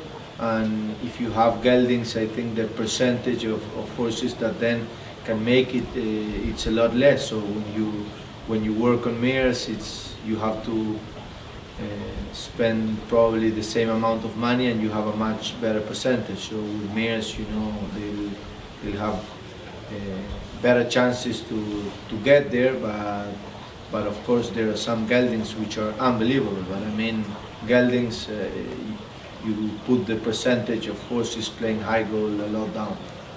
Normally in the 4th and 5th chukkers you play Cartier and Ingenia. You have Ingenia there next to you. Tell us a little bit about this very special mare. Ingenua is a very special mare. It's a homebred. My dad broke her, and my people in Argentina teach her to play polo, and I took her for my first time to Palm Beach when she was 6 years old, and there she played all the season and we won the US Open with Alegría. I had her a couple of years in Palm Beach and then brought her 3 years ago with Muru Santos, and she's always been one of my best mares, always in the last chukker. She's very quick to turn, she has amazing sides, and I mean, she's always performed really well and helped me have a good chukker in the last chukker. She's obviously a global superstar, Argentina, America, now UK. Please tell us a little bit about your other lovely mare there, Carter. Carta is another homebred mare. It's out of my stallion that I play in Argentina, Lavinia Naipe. She's homebred, and my dad and my brother Salvador bred her, and he played her for 2 years in Argentina, the Cámara, and he lended to me to play 1 year the Open, so I played her semi-final against Celestina, and then brought her here 3 years ago. So she played 1 Open, 2 Cameras, and now 3 high gold seasons here, and it's probably in my top 2-3 ranking too. Tally-Ho sponsors the Groom of the Month series at Guards, and last year Hilario's grooms were victorious during June. This tremendous quartet of grooms are here today, and I'm going to ask Holly to tell us what are the qualities you look for in this award and therefore contributed to this winning quartet. So the Tally-Ho Groom of the Month award was created to really reward people who are striving for excellence and really going above and beyond with the way that they're presenting and turning out the horses at Guards. What we're really looking for is horses that are they're really present at the club, horses that catch your eye with their gleam and shine, and that's something that that you can't just achieve with shampoo and a brush. That comes from very hard work behind the scenes, great nutrition, a great exercise regime, and horses that are really well cared for at home look like that. On game day, we're looking for horses that are that are present, that perform really well, which is evidence of great training and work behind the scenes, and professionalism in the pony lines, horses that are turned out smartly, clean tack, clean horses, great behavior. But we're also looking for horses that are super chilled and relaxed as well, which is an indication that they're really cared for with TLC at home. What it is about the routine here at Park Place that makes it so special? I think, as Holly said earlier, this is the work of probably 3-4 months of hard work. I mean, you see them now nice, chill, shiny, looking good and performing well. But this starts like late February when the boys catch the horses. They start walking them on the cold weather, sometimes on the rain, on the snow. And to perform well, horses need a routine. They're animals and they need to know what's going on. So if they have a proper routine, then they know when they're fed, they know when they're training, they know when their games come. So they really know what's going on. And I think that's one of the best parts about my team. These horses have a great routine. They're in really good care, and I think that's why they're so chill, because they understand each other. Sí, arrancamos a las 5 de la mañana y ya primero tiramos la ración y después ya arrancamos a hacer la cama y ya a medida que el coso nos vamos acomodando ya para salir a variar. Agustin Mentor, please tell us what it is that you look for when you're trying to make your team come together to produce the best for Hilario. Tener un grupo lindo de trabajo. Esto funciona gracias a los chicos, ¿no? Y a todos en general, a usted, a Juan, ¿no? Un trabajo en equipo enorme. Basically, what he's saying, and I mean it's my title when we work together. I mean, this is a team. This is the hard work of a team, and we need a lot of communication, because I mean, from what they see in the morning, on how the horse wakes up, on how he goes on set in the track, if he's with energy, if he's tired, then the pilot riding them, then the vet seeing if there's anything in pain or if the horse is feeling well. I mean, we need a lot of communication and really the work of a team, because it's probably 5-6 people working together, and the opinion of everyone counts. So what we need to do is be in constant communication to know if there is any little detail to improve on any horse. I think the turnout is extremely important. At the end of the day, these are horses, and in their natural environment, they are outside, they're walking around.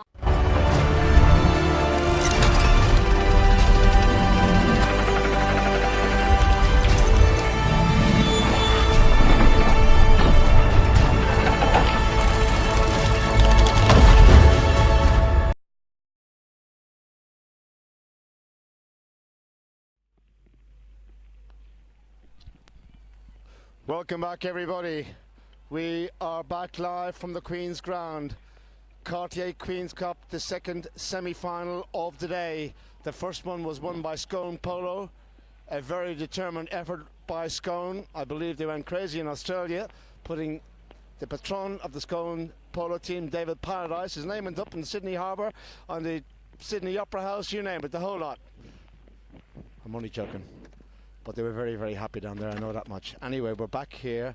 Park Place 7, La Indiana 3, 4th chukker, second half.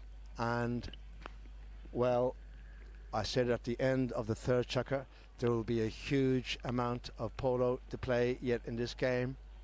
And Jamie, they are playing here not only for the semi-final but for the Kerry Packer Trophy, and I believe Mrs. Ross Packer is here to present the prizes to the winners for the match. Kerry Packer, of course, a huge influence in the game of polo over many years ago. As you say, and he himself, his team Elliston, won the Queen's Cup 6 victories, firstly in 1991 and the last time in 2008. And in fact, that year in 2008, Facundo Pires was playing with Jamie Packer and his brother Gonzalito. That was the first time that Facundo won. He's had 5 victories in the Queen's Cup, and in the finals 4 out of 7. The last 7 years he's been the MVP. Superb stuff. Here we go, ladies and gentlemen. Start of the 4th chukker. got 4 goals of difference. And then comes Facundo, will look for a backhand, and he gets it across field. He'll tries to find his teammate over there. Rodrigo de Andrade does so. Rodrigo settles it. Infield he comes. Facundo's in behind him. Ulloa's on the grey out to his left. De Andrade still there. Little flick across field, clever play, but Britos will get the backhand. They turn around again, and De Andrade has to go back and start all over again. Rodrigo coming in there. Look at this. What's to put pressure on is Hilario. Ulloa, Facundo back as well. Hilario in behind as De Andrade keeps possession. He's into the opposite half of the field now. Good work by Dylan Bacon. Takes the man away, and Pierres will get there first. Backhand by Pierres, open to the far side. Turning around there. Britos, I should say, it'll be Hilario on the grey. Gets it back for Park Place. Can keep this attack going. Hilario decides to turn around to his left hand side, to his right rather, and he gets away from them here. Hilario, there's a drive down towards the goal. Hilario, is it going towards the back? Oh, it's out to the right hand side and just goes wide. Jamie, Park Place starting this 4th chukker as they ended in the 3rd. They do indeed. They're putting the pressure on, and that grey that Hilarios are riding, just want to mention that's a gelding that he's been playing as a spare throughout all these stages, called Lindero, one of his favourites. Park Place, Fuster will take on Britos. Ooh, Fuster almost got in there. Backhand, beautiful play by Britos. He knew where his man was, and that's Ulloa on the grey. Ulloa has the ball. He lets it go. He gets it away from Facundo. Here comes Borodin now. Gets first run here on the chasing Dylan Bacon. Oh, Borodin just couldn't find a good backhand by Bacon. He's got enough to send that ball upfield. Oh, who's coming in now? It'll be Hilario. Wheels that grey around. Can he go all the way here? He looks to go to goal. Hilario, Ulloa. This time it's out to the left-hand side, and they really are pressuring here. Well, it's very difficult for La Indiana to come back into it. When this pressure is like this on the goal mouth, you start to make mistakes, you rush your plays, and you just don't get into a rhythm. And yes, he can is the answer. He's coming up to the halfway line. Good work by Fuster again. Over the top there by Britos and indeed Facundo Pierres. Coming in Hilario on the grey. Facundo gets rid of it, sends it up into the opposite half of the field. Here comes Urquiza. Backhand Urquiza, who's played exceptionally well here this afternoon. Urquiza looking to find Ulloa, who's lost control, is taken on by De Andrade. La Indiana coming forward now for the first time in this 4th chukker. It's Rodrigo, De Andrade. Facundo's in behind him. Bacon's there as well if he needs help. Still with De Andrade, slowing it down a tad. Urquiza gets out of the way. Rodrigo looking for space. Great ride off again by Urquiza. Turns it around, and Facundo has got to get back and do it all over again. Facundo Pierres over on the far side of the field. Go with the pressure here. Coming forward now in the shape of La Indiana. Facundo trying to get away. Oh, over the top he went. They're appealing to the umpire. Now it's De Andrade. Facundo's gone forward this time. Rodrigo will have to get rid of it. The umpire says play it. There's a big drive by De Andrade, but it's way out to the left hand side. And Jamie, they're struggling a little bit here, La Indiana. They're going to go, but they're hitting it from distance, looking for the goal. Well, as you say, if you're trying to score a goal from 100 yards out, there's got to be a certain margin of luck as well. Andrade there took that one when he may have had a little bit chance to walk it a little bit closer to goal. Just a very quick word, that horse that he's riding, De Bonce, lovely story. Another one that is being played in this match is a full sister called Mediterrano. 2 sisters in the semi-final. Fuster's backhand finds Facundo. Nice play, Jimbo. Fuster Pierres has the ball. Will it be 7 goals to 4? Facundo taken on by Urquiza. In comes Hilario with De Andrade. There's a melee onto the bottom left-hand side of the field. Coming in there also is Urquiza. Urquiza steals the ball. Will try and bring it around. Turns it nicely and gets to the line and control. Unlucky with the hit. Comes off his own man's horse. Goes out to the right-hand side. Facundo gets it back. Pierre correction. Now it's Facundo. Pierres. Shirley. Pierres. Bow. Going in there was De Andrade. Whistle blows and a big chance for Park Place. Well, let's see what the result of that was. I did mention to you that there were 2 sisters, and actually the really nice thing is out on the field at the moment, De Andrade is riding a horse called De Bonce, and Facundo Pierres is riding her full sister called Mediterrano. So those 2 chestnuts, both with white faces, are full sisters.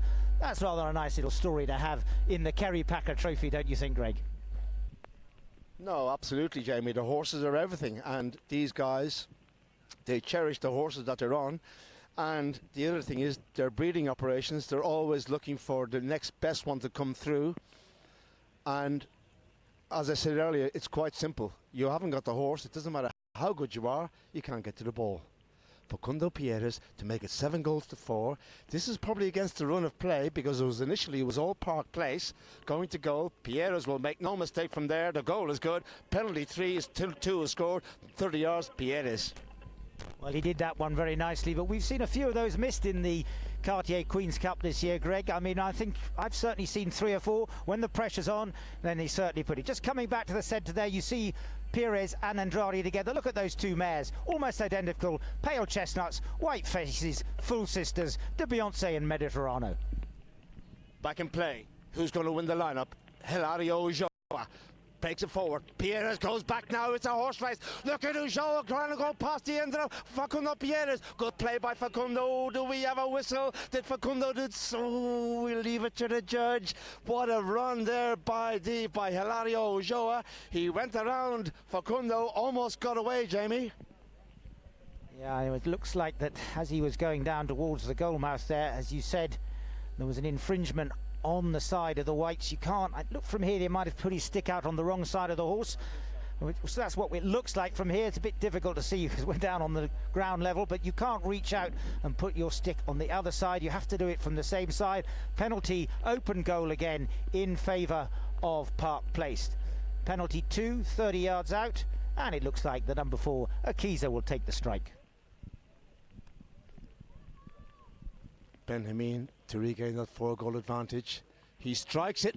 Oh, Jamie, he's put it wide. It's gone wide. Well, I did say we'd seen a few of them, and the other one was good, and those are expensive mistakes you don't want to make. They could rue that if it gets close at the end. Oh, my word. Pierres brings the ball out, and he knows, oh, he's giving it away. The backhand by Britos didn't come off because Ulloa was going to go. That was lucky for Landiana. Facundo has the ball. Fuster again doing good work, trying to take the man away from his player with the ball. Fuster's in there helping, but Ulloa steals it away. Ulloa is on a quick one here. Fuster is trying. The backhand is missed by Pierres. Surely Britos, surely Juan Britos will score. He gets that 4-goal advantage back. Park Place 8, Landiana 4, and that was the work again of Hilario Ulloa. Jamie, I said last week, he's been everywhere on the polo field, all over these grounds, these magnificent grounds here at Guards and away from the club. He's like that little Jack Russell with a chili up his bum. He's everywhere. That's that little storyline of yours, Greg's come out once before, as you said. But Juan Britos, remember, he did put the 30-yard wide, but he made no mistake, made up for it back in play. Or Kiza, rather. Pierres gets the ball from the lineup. Can they get one back here for Landiana? Facundo on the near side doesn't get a hold of it. Backed up there by Dylan Bacon. Good play by Dylan. But it's only as far as Britos. The backhand by Britos is met by the Andrade. The bell is gone. There's 30 seconds remaining in the chukker. He's come in field now. Has the Andrade. He's got away from the chasing Hilario Ulloa. There to meet him is Urquiza. Ball left behind again. Britos will have a work to do here. There's the backhand and he's trying to find. Look at Ulloa coming forward. The backhand again, this time by Landiana 4. Back in a few moments with the 5th. Thank you all.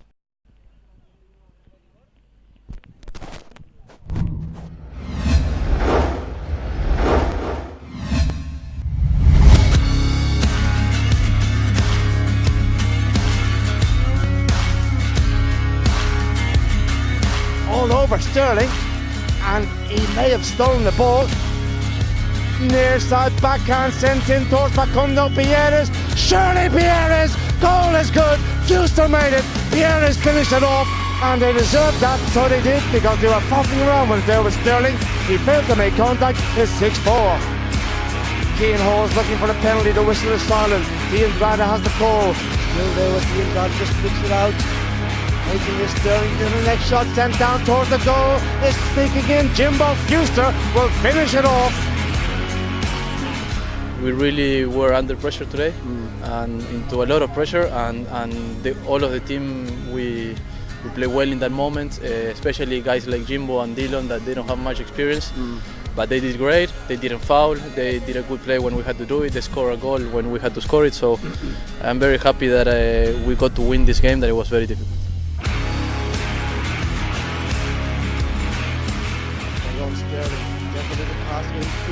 Stop fight.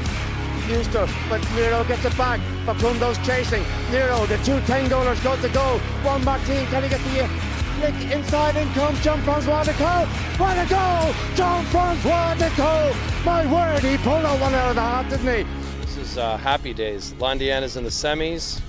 Hopefully we'll get a good second game on Wednesday and we'll make it to the finals. So no, I couldn't be more pleased, and the team's running great. Conditions were a little bit tough today for the guys, but they rode hard and didn't foul when they weren't supposed to, and really worked out well. So I'm super pleased. There's some great goals by Jean-Francois, and Jimbo played well, Dylan played great, no, it was a good game. Jean-Francois over the top, Sterling will keep the attack going. Bellon, can he get the score before the end of the chukker? 7-6 to score, can he make it 7-7? Sterling! Goal, Sterling! Beautifully done! That's more like it. That's more the polo we see here in this Cartier Queen's Cup. It's all tied up, going into the fifth. 7-7.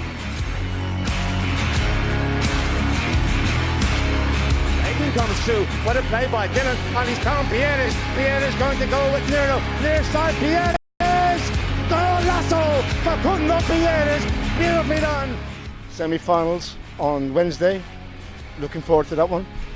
Yes, looking forward, and we need to prepare well and improve a little bit, especially how the way we hit the ball. We cannot miss so many balls and penalties and everything, and hopefully if we do that, the team's going to do better.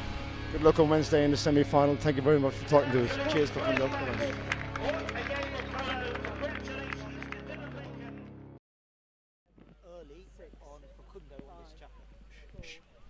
Right, Jamie, score 8-4. That's the same as last year. What was the story? But hang on, Facundo with the penalty. That'll make it 8-5. Perfect start to the fifth chukker, La Indiana. Well, as you said, last year it was 6 apiece, so La Indiana now get number 5. And Facundo Pierres, the mare that he's riding, is called Cube.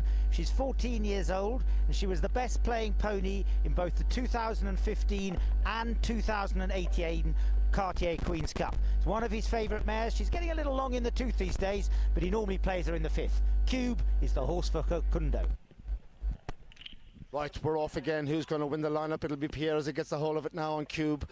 Halfway line, Pierre is looking to bring it forward, left for D'Andrada. Britos wastes the challenge. D'Andrada lets it go first time down there towards Jimbo Fuster, red helmet. He's taken on by Hilario Jo, who turned that horse around pretty smartly. He was going forward there, but is stopped by a D'Andrada. Now it's taken on by Pierre, by D'Andrada still. In behind is Hilario, looking to try and get a hold of it. Facundo wants to get as well. Whistle's gone. They were in a bit of a heap on the 60-yard spot, and we'll have to wait with a minute gone in the 5th chukker. 8-5 the score. Where the umpire is going to place the ball is the question.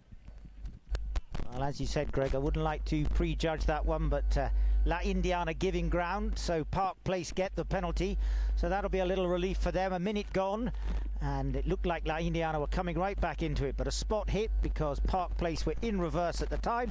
The opposition must be 30 yards away in a straight line in front of them. Akiza will take the strike.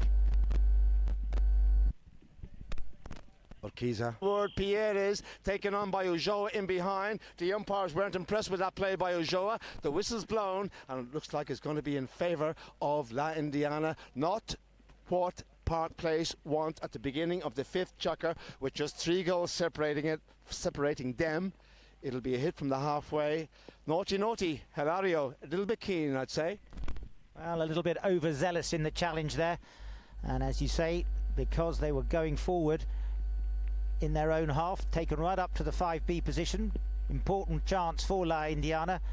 You've got to be a little bit careful, mustn't be too overzealous, and it'll be Facundo on Cube with his 5B. Pierres. Britos is waiting. He lets it go. It's slow and hard. There's pressure here on Urquiza, taken on by D'Andrada. Takes the man, gets the backhand. What a backhand by Urquiza. Beautifully executed. Now borrowed in. Will take the ball out further. Gets a little bit onto it. Here comes Urquiza, but around the corner comes Pierres. The horse kicks it forward. Pierres has to look for it momentarily. Oh, look at that pass by Britos. Finds. Look at this, my ladies and gentlemen. It is Hilario Ulloa. Fuster's chasing. Near side Ulloa. Fuster's still there. Ulloa just checks up, but he tried to come back in field, but getting there first was Facundo Pierres, stolen by Britos. He tries to bring it forward again. It was Fuster. The ball sent over to the far side now and finds Facundo bringing it forward again. Pierres now. Fuster will go forward for the pass in behind Dylan Bacon. At the end, is taken out of the play by Britos in behind, still with Facundo. Look at this from Cube, the 14-year-old. Left behind. There's a hit by Fuster. He keeps the attack going. It's going down towards the goal, but it just goes over the right-hand side of the post, over the back line and wide. More pressure on Park Place, Jamie. They're getting back into this slowly but surely, Landiana. Well, exactly a rerun of last year. They were 6 apiece at the end of the 4th, 7 apiece at the end of the 5th. They've still got work to do if they're going to overturn the current score margin. Urquiza from the back. Fuster's waiting to challenge him. Benjamin, next shot out to his left-hand side, looking to find his man over there. That's Hilario Ulloa. Waiting is Rodrigo de Andrada. Ulloa's on a quick one. He tries to go past his man there, the marker. Rather, that was de Andrada. Here comes the backhand by Facundo. I think it came off the horse and goes over the side, or is it in a hole? They've stopped riding over on the far side. Just waiting to see what they're doing here. It was a plug ball, I think. Maybe it went over the side. No, it's over the side, and the hit, it came off Ulloa and it's gone over the side. So it's a Facundo Pierres taken for Landiana. Pierres with the call. Infield he goes. Look at this. He's sliding through them. Still, oh, he's left it behind. Coming in will be his teammate there, de Andrada. Good backup. Facundo says, leave it to me, son. I want to get a hold of this one. I just leaves it behind now. Almost gave it away. He did give it away. What a backhand by Ulloa. Beautifully executed. Dylan Bacon around the corner. Tries to get control of it. Helped out by the horse who kicked it forward. But coming in, Dylan trying to bring it around in towards the goal. He's done well as the young player, filling in for the injured Michael Bickford. Ulloa's backhand, not much onto it, met by Pierres. Pierres might even have a go from here. There's traffic in front of Pierres. Is he being impeded by Britos? He leaves the ball for de Andrada. Oh, there's a mallet in the ground. De Andrada shoots. De Andrada scores. There's 2 goals in it now. It's 8 goals to 6. Not the checker that Park Place wanted. 2 goals separating with 3 minutes to go in the 5th. Well, as you said, there was a mallet on the floor. It was actually Facundo Pierres. He had that little tussle with Britos, and one of the measures of sport at this level is that Britos picked up the stick for Facundo Pierres. Great sportsmanship. It was effectively allowing his player to come back. I would that they would do it at the lower levels, but de Andrade, nice goal there, riding a black mare that comes from the USA called Brucha. Back in play. Landiana have it again from the lineup, taken on by Facundo. Ulloa was there trying to get a hold of it. Left now for de Andrada. He's looking to see where Facundo's gone. There's the big drive, but it just comes off the horse, and it'll be Ulloa who turns it around. There's no one up front now. They're all back defending for the blue team. And look at this. Britos has gone up there now. De Andrada retains possession, taken on in behind by Dylan Bacon. De Andrada, little backhand there. Oh, as he found Britos, and Facundo was committed. Britos has the call. Park Place come forward again. There's the big drive down towards the goal, but it's out to the left-hand side. It will go wide. That's the first attack of this 5th chukker here for Park Place. 8-6 to score. 1.5 minutes remaining. Knock in to be taken by Facundo, possibly. He's got off Cube. He's onto a fresh mount. De Andrada leaves it for no, de Andrada still has it. Down the side he comes. Look at this, Rodrigo taken on by Ulloa. The ride off is strong by Ulloa. Fuster will keep the attack going. Jimbo just waiting to the ball settle. He's low over the top. They turn around again. Backhand this time by de Andrada will find Fuster coming through at pace here. Fuster slows it down a tad. Facundo's there as well. He takes control. Pierres goes over the top. Ball left behind. They turn around again. Great work here. Great teamwork by de Andrada and Landiana. The near side next shot sent down towards Pierres, who was going to goal, but in behind him was Hilario Ulloa. Well, unfortunately, he could have taken that one on the near side. He was not quite far enough ahead to sneak across the right-of-way. Probably only 4 or 5 yards behind ahead of Ulloa, and that's why the penalty was blown. Park Place were going in defence at the time, so the infringement will go in their favour. Nice piece of play there by Ulloa to gain that penalty, and it'll be a spot hit now for Park Place with the score margin 8-6. I'm listening to Facundo Pierres saying to his players, dally, dally, dally, come on boys, get into this. We're almost there. There's 2 goals in it. The ball sent out by Urquiza, looking to find Ulloa right in there on Dylan Bacon, and the whistle has blown, and they will bring the ball up to the halfway line. It looks like the penalty is in favour of Park Place. Well, you saw there, Dylan Bacon, unfortunately, you've got to make proper contact, shoulder to shoulder. He got sucked in there just in front of Ulloa, didn't really make a contact, caused a little bit of danger, as Greg said it's right on the board, so no real advantage to take it up to the 5B, to the penalty 4 rather, so they push it to the middle of the field. So Park Place just getting the penalty, a minute to run in this 5th chukker, and it'll be Benami Nakiza who will take the strike. His teammates go up for the pass. Kiza, is he going to launch one? They're all in front of him here. They're not going forward just yet now. Hilario's gone up there. The ball sent long, deep into the opposite half of the field. And Ojoa going in there with D'Andrade. The backhand wasn't great. Here comes Urquiza. Can he keep the attack going? Urquiza will try to bring it around the corner if he can. Urquiza goes over the top. The backhand by Pierre turns it around for Landiana. Going in there now will be Juan Britos, but Fuster's there to challenge him. Britos on the near side, trying to bring it around. Still there with Fuster. D'Andrade is there as well. Ujoa helps out Britos. Hilario trying to get away from D'Andrade, who goes for the right up and gets the backhand. Not much onto the backhand is enough to find Fuster. What a pick up there by Fuster. The turn around by Britos to go back to get it again. It's down to the bottom left hand side by the goal line, by the back line I should say. It'll be D'Andrade turning it around. 30 seconds remaining in the chukker. He lets a long one go upfield. Urquiza has it covered here with what a backhand by Urquiza. Finds his man there. That is Ujoa. He knows there's little time remaining. There's a big drive. It goes across field. Ujoa, next shot, whistle. And it was Pierres who was coming across in front of Britos as he went to strike the ball. The whistle has gone, and I think it's going to be a penalty in favour of Landiana. What a chukker it was for Landiana, Jamie. 8 goals to 6. 2 remain. 2 goals difference going into the 6th. What a contest. Certainly is, but as we've said, if you've got Facundo Pires in that team, your money is not safe until the final bell.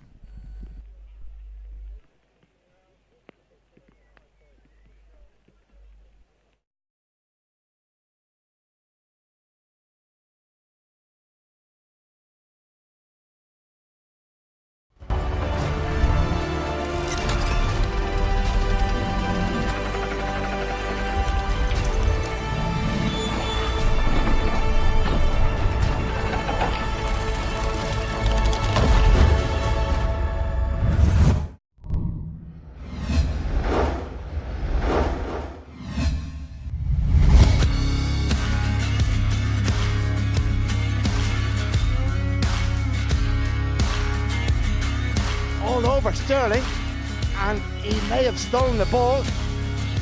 Near side backhand sent in towards Facundo Pierres. Surely Pierres, goal is good. Fuster made it. Pierres finished it off, and they deserved that, so they did, because they were fussing around when there was Sterling. He failed to make contact. It's 6-4. Keane Hall's looking for the penalty. The whistle is silent. D'Andrade has the call. Still there with D'Andrade, just picks it out. Making this Sterling to the next shot, sent down towards the goal. It's sneaking in. Jimbo Fuster will finish it off. We really were under pressure today, and into a lot of pressure, and all of the team we play well in that moment, especially guys like Jimbo and Dillon that they don't have much experience. But they did great. They didn't foul. They did a good play when we had to do it. They scored a goal when we had to score it. So I'm very happy that we got to win this game. That it was very difficult. Sterling gets a little pass infield. Stopped by Fuster, but Nero gets it back. Facundo's chasing. Nero, the 2 10-goalers got to go. Juan Martin, can he get the flick inside? In comes Jean-Francois Decaux. What a goal! Jean-Francois Decaux! My word, he pulled out one out of the hat, didn't he? This is happy days. Landiana's in the semis. Hopefully we'll get a good second game on Wednesday, and we'll make it to the final. So. No, I couldn't be more pleased, and the team's running great. Conditions were a little bit tough today for the guys, but they rode hard and didn't foul when they weren't supposed to, and really worked out well. So I'm super pleased. There's some great goals by Jean-Francois, and Jimbo played well, Dylan played great, no, it was a good game. Jean-Francois over the top, Sterling will keep the attack going. Bellon, can he get the score before the end of the chukker? 7-6 to score, can he make it 7-7? Sterling! Goal, Sterling! Beautifully done! That's more like it. That's more the polo we see here in this Cartier Queen's Cup. It's all tied up, going into the 5th. 7-7. Taking comes through. What a play by Dylan, and he's found Pierres. Pierres going to go with Nero. Near side, Pierres! Golazo! Facundo Pierres! Beautifully done! Semi-finals on Wednesday. Looking forward to that one? Yes, looking forward, and we need to prepare well and improve a little bit, especially how the way we hit the ball. We cannot miss so many balls and penalties and everything, and hopefully if we do that, the team's going to do better. Good luck on Wednesday in the semi-final. Thank you very much for talking to us. Cheers, Facundo.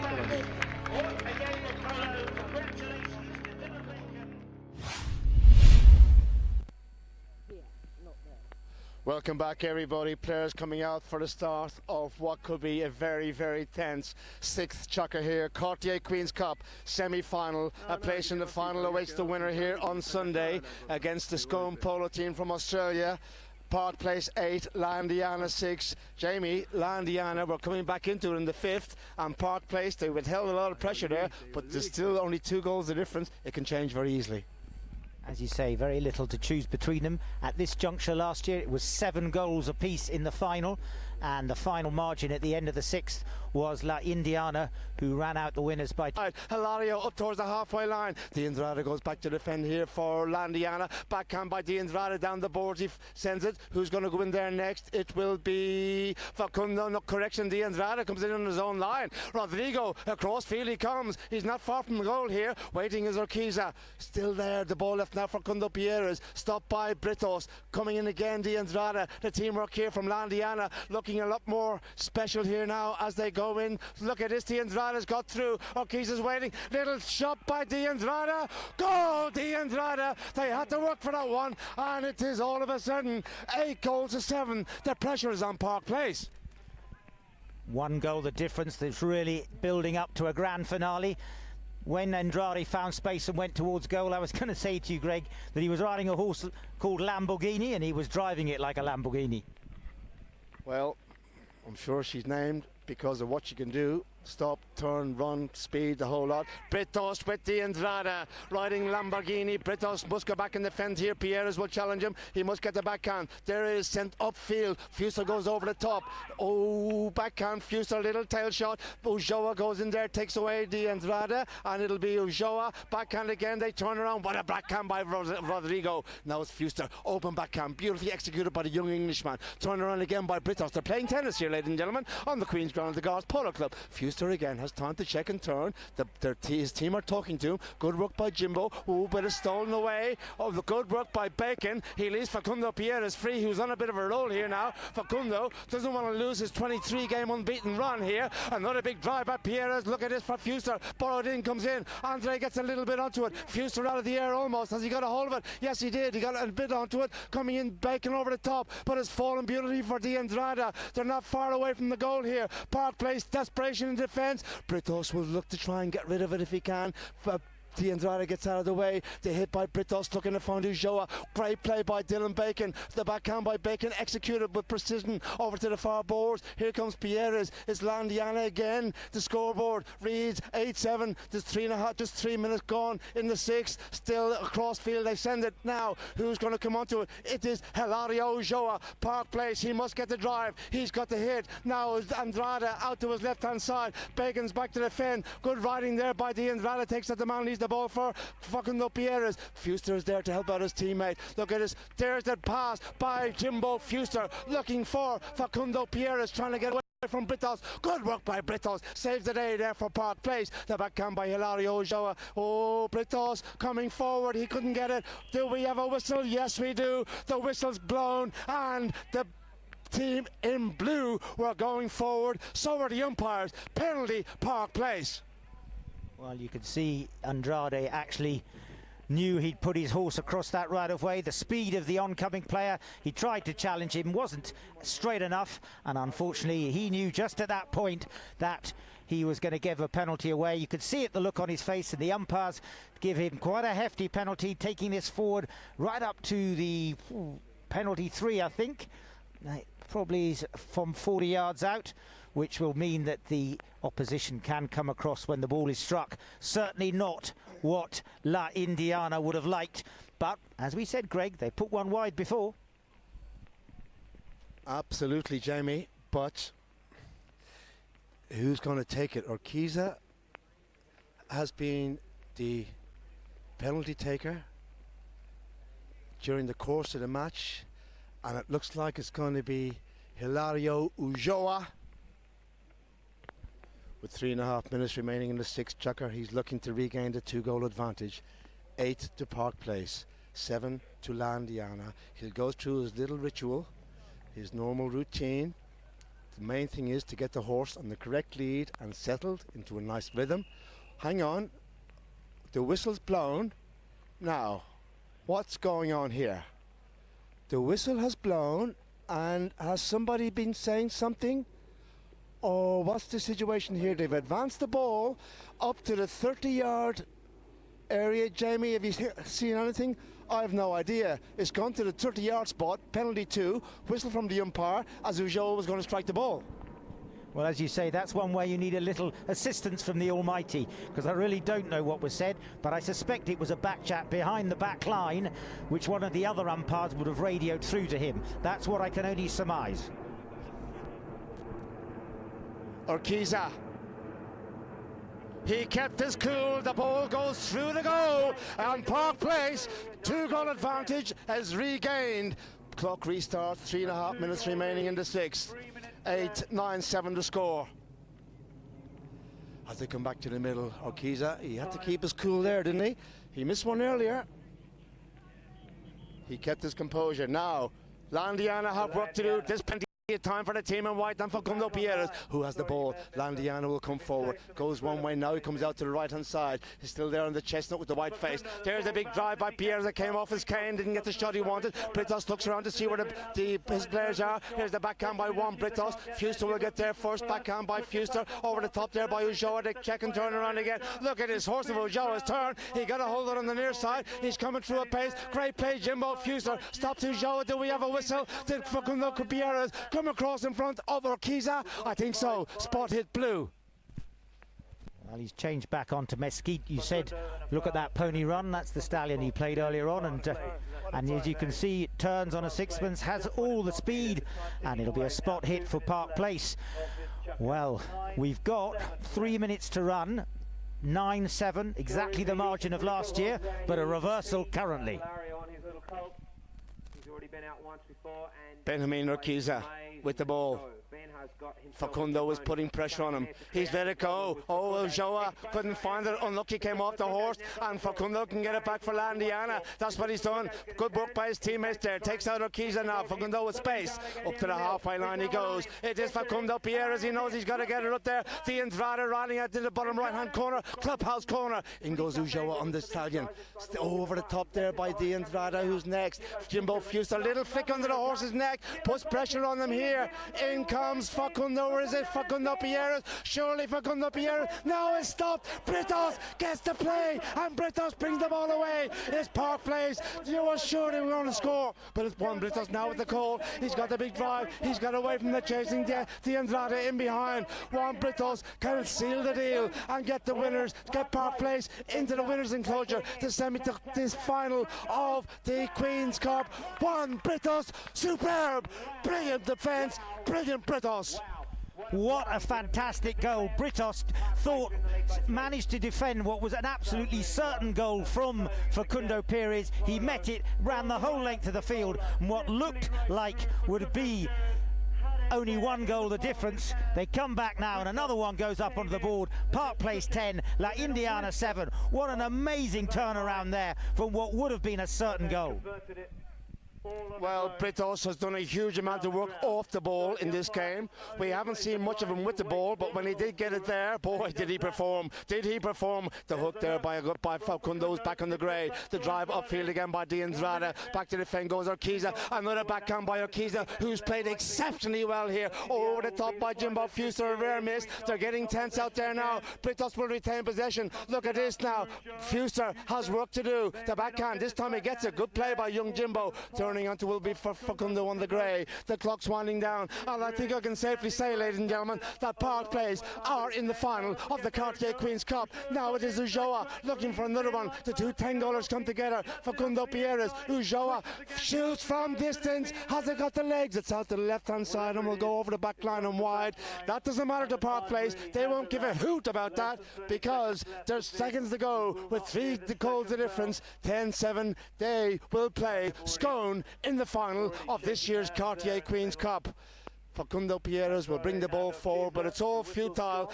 They've stopped, ladies and gentlemen. They're just going to wait for the clock to run down. They're shaking hands. Save the ponies. What a performance from Park Place. They really put it to them, Jamie. They didn't give Landiana an inch during this course of this game, and especially good third chukker, in particular from Hilario Ulloa. 4 goals in that chukker. That was the turning point, and we must give all the credit to Park Place. Last year, as we said, the result was La Indiana 9, Park Place 7. They took a lesson from last year's final. They brought themselves together, but as you said, it was that third chukker that made all the difference. 4 goals. But you and I, before this match, Greg, we said that Park Place were maturing. We gave them the benefit of the doubt that maybe it would be their game, and I'll be honest with you, I had a little sneaking feeling it would be theirs. I didn't want to say it, but we've been proved that actually the teamwork from them was great today. That's what it's all about, Jamie. We've seen teamwork from Scone. The saying goes, it's not the team with the best players, it's the players with the best team. That's the story here. Scone were the same in the first semi-final, and Park Place were the same in this semi-final. They are in the final against Scone Polo. That's it, ladies and gentlemen, from... Oh, Jamie has one more word to say. That's a surprise. Jamie, what have you got to say? Well, I just wanted to say that although they've gained themselves a place in the final, they've also won the Kerry Packer Trophy, and Kerry himself, who was a huge proponent of the modern game, bringing ponies and the best of fields to the game, would have been proud to see that his trophy has been played in such exceptional sportsmanship ways today and in dreadful conditions. The ground held up beautifully, the ponies were great. Kerry Packer up there on high would be well delighted. Thank you for your input, Jamie. That's all from the Queen's Ground of the Guards Polo Club, ladies and gentlemen. We will see you tomorrow with the subsidiary finalists to play. I think it's 12 o'clock and 3 o'clock, is that right? It's to be confirmed. Anyway, we will definitely see you on Sunday afternoon, the 16th of June, here at 3 o'clock. And indeed, I think 12 o'clock, Jamie, as well, for the subsidiary final. Is that right? Correct. Yes. That's between the losing quarter-finalists who play the subsidiary tomorrow. Okay. So until then, ladies and gentlemen, thank you all so much for watching. We hope you enjoyed it with the help of Polo Cam and indeed Guards TV. Until then, bye-bye.